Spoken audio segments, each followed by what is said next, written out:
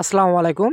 আপনারা যারা ম্যানকোজেব ব্যবহার করতেছেন কিন্তু আপনারা পূর্ণাঙ্গভাবে আপনার গাছকে ভিজাই দিতে পারতেছেন না, এতে করে আপনি ক্ষতির সম্মুখীন হচ্ছেন।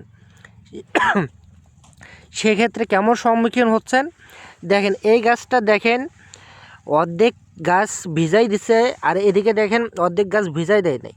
এইখানেই কিন্তু আপনার ছত্রাকের আক্রমণ ঘটবে।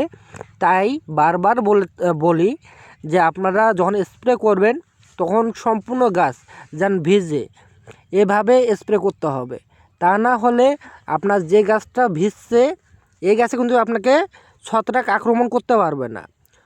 আর যে সাইডটা ভেজে নেই, মনে করেন যে এই সাইডটা কিন্তু ভেজে নেই, এইখানে কিন্তু আপনার ছত্রাক আক্রমণ করবে। তাই এই দিকগুলো আপনি খেয়াল রাখবেন, যেন আপনি ছত্রাকের আক্রমণ থেকে রক্ষা পেতে গেলে আপনাকে অগ্রিম, যেটা আমরা ম্যানকোজেব ব্যবহার করে থাকি, সম্পূর্ণ গাছ যেন ভিজে সেভাবে স্প্রে করতে হবে। ধন্যবাদ আপনাকে।